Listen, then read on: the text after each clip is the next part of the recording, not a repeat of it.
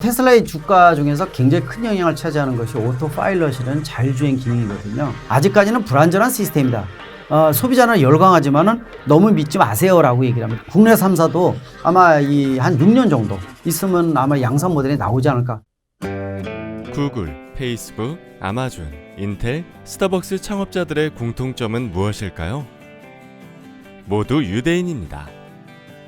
세계 억만장자의 30%를 차지한 이들은 자녀에게 어릴 때부터 돈을 어떻게 관리할지를 가르칩니다. 만 13세가 되면 바르 미츠바라는 성인식을 통해 가족들에게 축하금을 받고 이 종잣돈을 가지고 금융투자를 시작합니다. 스스로 자산을 관리하면서 자연스럽게 실물경제나 금융에 대해 배우게 됩니다. 20대 초에 몇 배로 불어나 있는 시드머니를 가지고 사회생활을 파인 스타트합니다. 슈퍼개미 배진한 사단이 한국 최초로 선진국형 청소년 경제금융교육을 시작합니다. 하루 10분 투자로 자녀에게 부자 습관을 길러주세요. 스스로 투자로 자산이 늘어나는 경험을 하게 해주세요. 중학교 1학년 때부터 월 10만원씩 적립식으로 투자하면 사회생활을 시작하는 27세에 약 1억 원의 목돈을 만들 수 있습니다. 자녀의 처음 돈 공부, 지금 파인 스타트 하세요.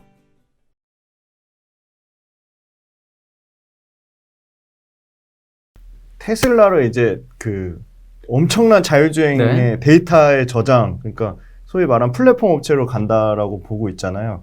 그런 부분이 그 현대 기아차나 폭스바겐 그룹에도 어떤 영향을 미칠까요? 그런데도 당연합니다. 테슬라의 주가 중에서 굉장히 큰 영향을 차지하는 것이 오토파일럿이라는 자율주행 기능이거든요. 근데 여기서 얘기하는 자율주행이 레벨 3도 아직은 안 돼 있어요. 자체적으로는 레벨 3, 4 이렇게 얘기를 하고 있지만은 냉정하게 보면은 레벨 3도 아직 오질 않았습니다. 원래 이 자율주행이라는 것은 레벨 4나 5가 진정한 자율주행차의 시작입니다. 레벨 4만 하더라도 목적지까지 특수한 경우에 사람이 비상시에만 개입을 하고 나머지는 완벽하게 가는 자율주행차이기 때문에 레벨 5는 꿈으로 놔두는 거고요. 레벨 4는 아직도 구현이 되려면 멀었다고 보시면 좋을 것 같아요. 테슬라도 모델 3 정도다. 빨라도 레벨 3다. 올해 후반쯤에 나오겠다. 이렇게 얘기를 하는데요. 지금 보시면 아시겠지만 한산한 고속도로나 전용도로에서 20-30초 동안 이 핸들을 놓고 다른 작업을 잠깐 하면서 이럴 때 쓰는 운전 보조 기능이지 이게 자율주행이라는 용어 자체도 과장 광고나 다름이 없어요. 오토파일럿 또 풀 셀프 드라이빙 이거 다 과한 용어이기 때문에 이 독일 법원에서는 벌써 이 용어에 대해서 규제를 하기 시작을 했어요. 영국도 마찬가지거든요. 근데 이런 것들은 그만큼 운전 보조 장치라는 뜻을 가지고 있어요. 제가 정부 자율주행차 포럼 위원장도 간혹 맡고 이런 진행을 하면서 기술적인 부분 관련하고 있는데 실제로 운전 보조 기능이지 자율주행이라는 말 듣기는 사실 아직까지는 좀 아쉽다 이렇게 보고 있습니다. 물론 이제 이 자율주행으로 가기 전에 응용 용도가 굉장히 포괄적이라고 볼 수가 있어요. 그래서 테슬라의 가치가 오토파일럿이라고 많이 보고 있는데 물론 그렇다고 라이다 센서 같은 최고의 센서 쓰는 건 아닙니다. 비용적인 측면이 있다 보니까 카메라하고 그다음에 레이더 센서 이런 것들을 조합을 해서 지금 방향과 이 속도 설정을 하는 오토파일럿이 그런 기능이라고 볼 수가 있거든요. 그래서 아직까지는 불안전한 시스템이다. 소비자는 열광하지만은 너무 믿지 마세요라고 얘기를 합니다. 제가 그래서 실제로 그런 얘기를 하죠. 운전할 때 내가 나를 못 믿는데 내가 너를 어떻게 믿냐 이 자세로 운전하라 이런 얘기를 하고 있는데 상당히 중요한 부분이거든요. 미국에서 실제로 자율주행을 불법으로 이 핸들을 잡고 있는 것 같이 만드는 불법 장치가 오른쪽에다 무게추를 다는 장치가 있어요. 이런 걸 달아서 하고 국내에서도 이거 수입해가지고 쓰는 친구도 있거든요. 이게 불법입니다. 근데 이거 쓰다가 죽은 사람이 여러 명이죠. 4명 이상 나오고 있거든요. 그래서 열광은 많이 하고 있지만 아직까지도 완벽지 못합니다. 그리고 자율주행 관련 센서 시스템 자체가 오프로드 먼지가 많은 지역이라든지 비가 오는 폭우, 폭설 그다음에 밑에 포털 이런 거 제대로 못 읽어요. 야밤도 마찬가지 쉽지 않습니다. 그러다 보니까 아직까지는 제한돼 있고 또 아침에 출근할 때 광화문에 러시아어에 이런 자율주행차 집어넣으면 먹통이 됩니다.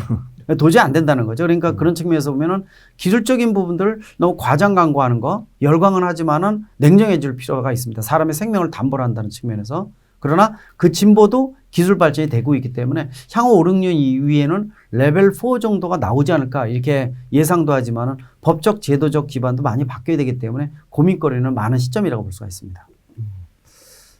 다음은 좀 배터리 업체에 대해서 좀 알아보겠는데요.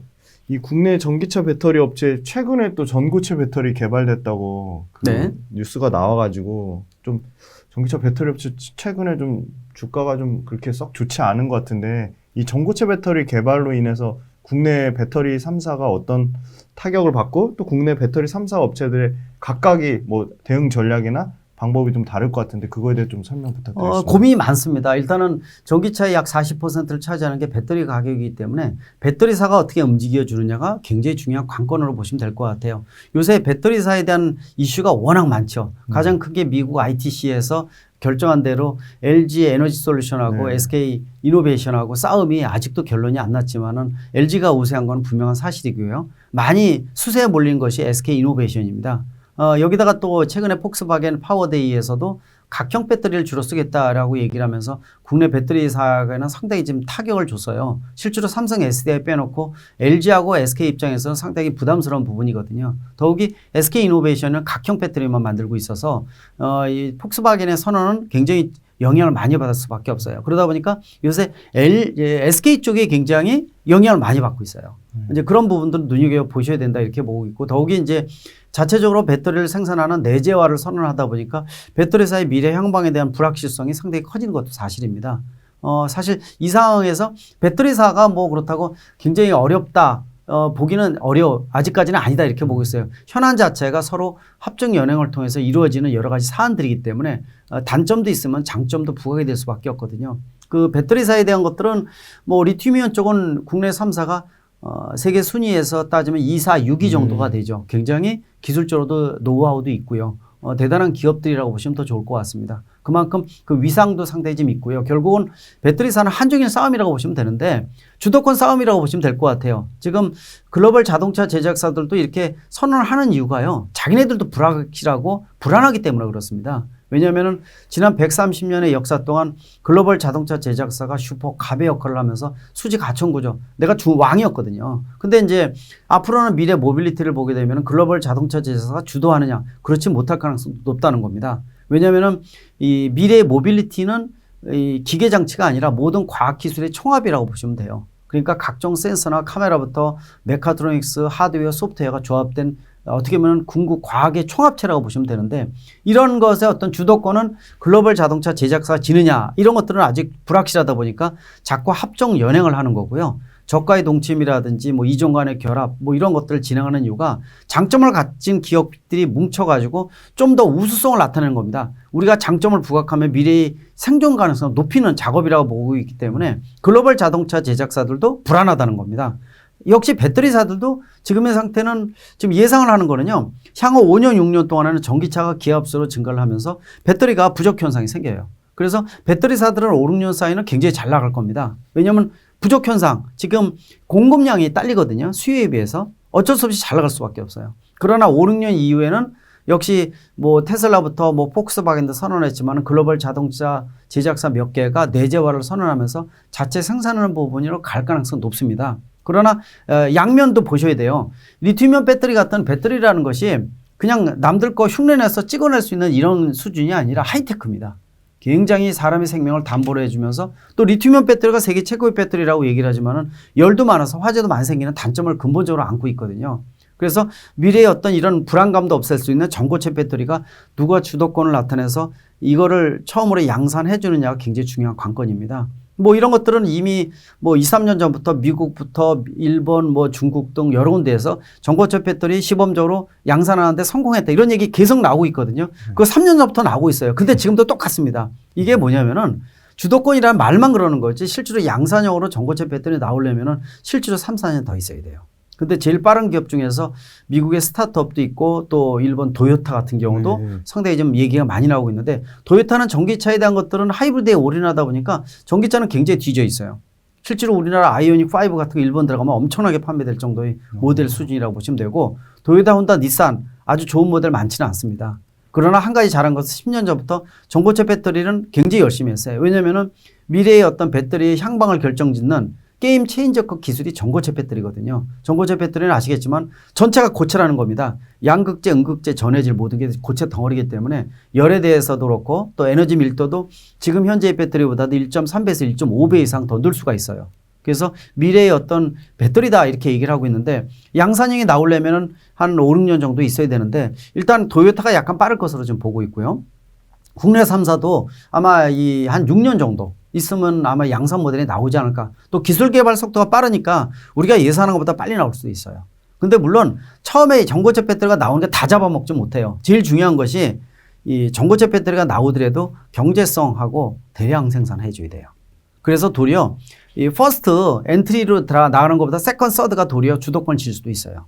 그러니까 대량으로 경제적으로 안정된 전고체 배터리를 누가 더 공급량을 제대로 해주느냐가 굉장히 중요한 관건으로 보고 있기 때문에 자, 그렇다면 미래의 배터리사들이 상당히 불확실한 부분이 있을 거예요. 아까 말씀드린 대로 직접 자동차 제작사가 배터리를 만들게 되면 우리가 어려워지지 않습니까? 그럼 배터리사는 어떻게 하느냐? 아마 전고체 배터리 같은 하이테크 기술로 더 많이 나갈 거고요. 그러면서도 경제성 있게 가격이 좀 더 생산성 있게 이런 부분들은 당연한 기본 요건이라고 보고 있는데 또 한 가지는 뭐냐면요. 배터리사가 전기차에 진출할 가능성도 높습니다. 그거는 공학적인 측면에서 제가 말씀을 드려야 되는데 내연기관이 3만 개의 부품이고 전기차는 13,000개에서 18,000개의 부품이에요. 부품수가 반뿐이 되질 않아요. 더욱이 모듈로 되어 있고요. 바닥에 배터리하고 모터 같은 부피가 크고 무게가 큰 거 깔고 위에다 덮개를 씌우면 되는 거니까 내연기관차 대비해서는 쉽게 만들 수 있는 게 전기차예요. 속된 말로 얘기해서 우리가 전기차를 개돼지도 만든다 그러거든요. 아이들 초등학생들 있죠. 바퀴, 모터, 그다음에 배터리만 있으면 전기차 만들어요. 장난감 아니에요.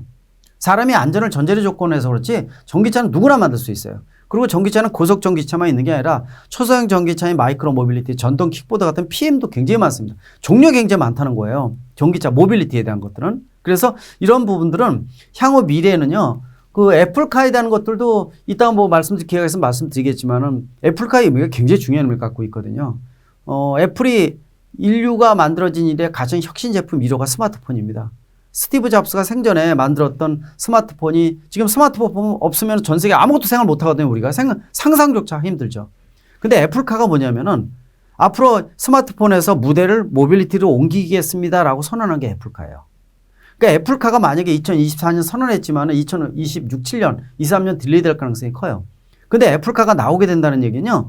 외부에다가 자동차를 전문적으로 만드는 회사에다가 100만 대, 200만 대를 주문 생산할 수 있다는 뜻입니다. 다시 말하면은 미래 모빌리티에 파운드리가 등장한다는 겁니다. 파운드리가 뭐냐면은 반도체 위탁 생산하시는 거 아시죠? 예, 그 대만 업체라든지 이런 게가 이제 이 대표적인 파운드리 기업들이라고 보고 있는데 이 파운드리가 이 미래 모빌리티 파운드리는 전기차를 주문 생산해서 찍어서 주는 거죠. 그러니까 애플카가 나온다는 얘기는 파운드리가 본격 등장한다는 뜻이고 애플카 이후에는 구글카, 아마존카 등등 해서 굉장히 많은 전기차를 만들어주는 업체가 등장할 가능성이 큽니다. 그만큼 쉽게 접근할 수 있는 게 내연기관차 대비해서 전기차라고 볼 수가 있는데 배터리사들도요. 대부분 국내의 3사 배터리사가 그룹들 아닙니까? 네네. 계열사 다 많이 갖고 있거든요. 인버터 다 만들 줄 알고요. 각종 반도체 소자 시스템 많이 만들어주고 있어요. 얘네들은 마음만 먹으면요. 시장만 전 세계에서 전기차 1000만 대, 2000만 대 넘어가면요. 굳이 내가 부품만 배터리만 공급하는 게 아니라 왜냐? 자동차 제작사가 배터리에 진입하잖아요. 5, 6년 이후에는. 그럼 배터리사는 전기차에 진입할 수가 있어요.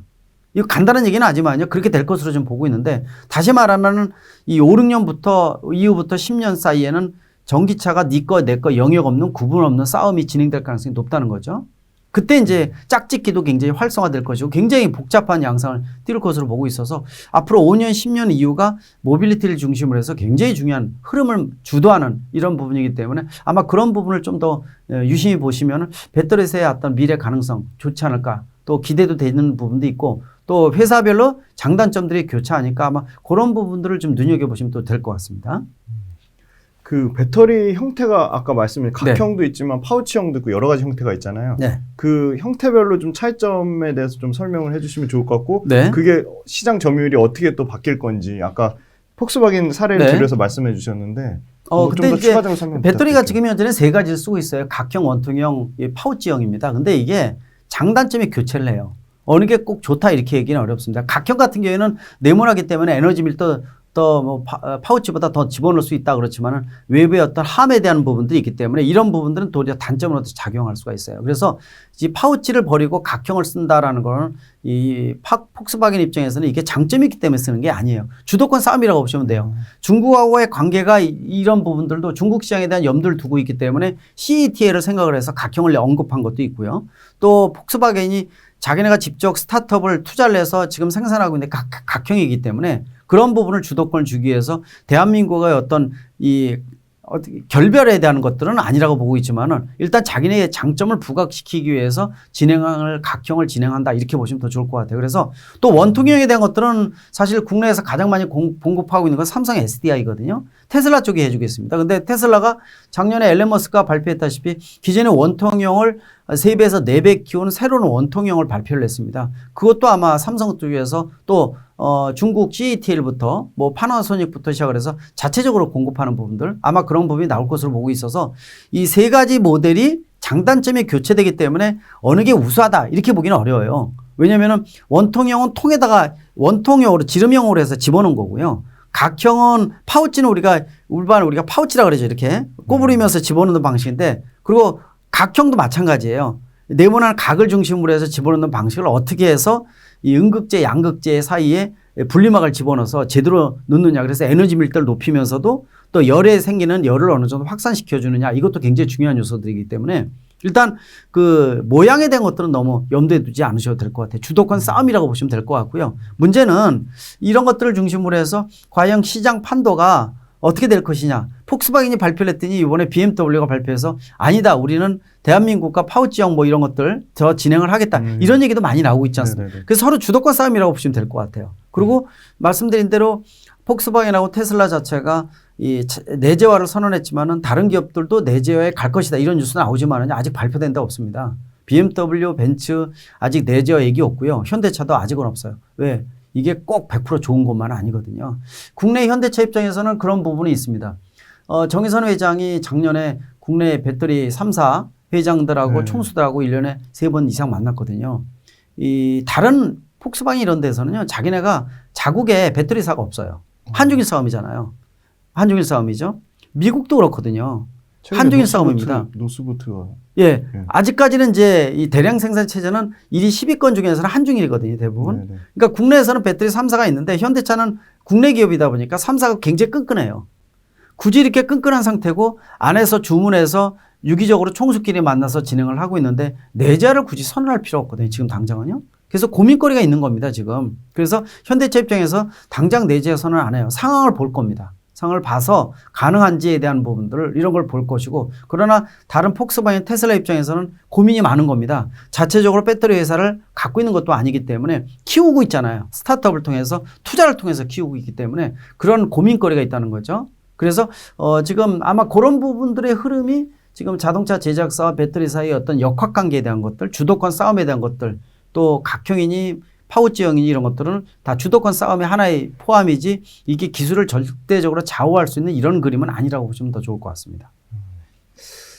이 전기차 배터리가 아까 그 코스트의 한 40%를 차지하면 배터리 외에는 좀 중요하게 전기차 부품으로 들어갈 게 상식적으로는 모터가 좀 중요할 것 같은데 구동 장치. 구동 모터도 효율적으로 굉장히 중요하고요. 또 BMS가 중요합니다. 배터리 매니지 시스템이라고 어떻게 보면은 하드웨어 소프트웨어가 조합이 되어 있는 건데 이것도 굉장히 설계를 잘해야 돼요. 왜냐면은 배터리라는 것이 이 셀이 모여서 모듈이 되고 모듈이 모여서 팩이 되거든요.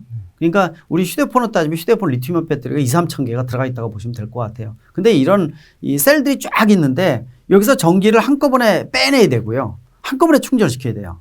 그러니까 차례대로 하나씩 셀마다 빼내는 게 아니에요. 전기 에너지를. 그러니까 셀이 그릇이 수천 개가 있는데 그릇에다 물을 담아 있죠. 물을 동시에 빼내고 동시에 집어넣는 기술이 BMS예요. 그러니까 BMS 설계 기술, 소프트웨어도 굉장히 중요합니다. 그러니까 이제 이 전기차 하게 되면은 물론 이제 셋이라든지 브레이크, 제동이라든지 이런 것들은 기존의 내연기관에 들어가는 부분하고 비슷하게 쓰고 있거든요. 그래서 내연기관에서 전기차나 수소전기차로 변하더라도 변하지 않는 시스템의 부품인 경우에는 부품사들은 큰 영향을 받질 않아요. 그러나 엔진 변속기라든지 또 기존의 내연기관차에 들어가던 전장 같은 거는 굉장히 많이 바뀌죠. 아예 엔진 변속기는 많은 개의 부품이 아예 빠져나가 버리니까 없어지는 거거든요. 이거 관련된 부품사들은 치명적인 거죠. 그래서 그런 것들을 그림을 좀 보셔야 될 것 같은데 일단은 그래서 이 전기차의 배터리 자체가 굉장히 중요한 40%를 차지하고 또 배터리의 40%가 양극재예요. 비용이요. 그래서 우리가 배터리 하게 되면 양극재, 음극재, 전해질, 분리막 이렇게 4개를 얘기를 하잖아요. 그 중에서 이제 음극재가 가장 좀 약하다 이렇게 보고 있고 분리막이나 또 바깥에 쌓이는 동박을 어떻게 만들어주냐 청정도도 중요하고 제일 중요한 게 양극재하고 전해질이라고 보시면 될 것 같아요. 근데 양극재에 따라서 우리가 말하는 NCM 배터리냐 LF 배터리냐 이런 여러 가지 하이니켈 배터리 등등 해가지고 굉장히 많지 않습니까? 여기다 또 알루미늄을 또 넣는 이런 기술도 나오고 있었는데 결국은 전고체 배터리가 정점이라고 보시면 될 것 같고요. 그런 부분들은 굉장히 중요한 의미를 갖고 있는데 국내 3사가 이런 기술들은 굉장히 앞서가는 부분들이에요. 근데 그것도 한번 보셔야 돼요. 중국이 원래 가장 강점을 갖고 있는 배터리가 인산철 배터리예요. 리튬 인산철 LFP 배터리라고 보통 얘기하죠. 이 배터리인데 작년에 애플카가 발표를 하면서 리튬 인산철 모노셀 형태를 발표를 했어요. 리튬이온 배터리가 가장 난데 왜 인산철을 이거를 선언했지? 라는 것들도 상당히 고민을 제공하는 건데 그게 뭐냐. 전고체 배터리가 나오기 전까지는 이 배터리가 갖고 있는 지금 나오는 리튬 이온 배터리가 가장 좋지만은 이 가장 큰 단점이 열을 많이 갖고 있다는 거거든요. 열로 인해서 자동차가 화재가 생긴다든지 문제가 생기게 되면은 근본적인 원인에 대한 것들을 제거 못한 상태잖아요. 그러다 보니까 애플카도 본인이 아는 거예요, 고민을.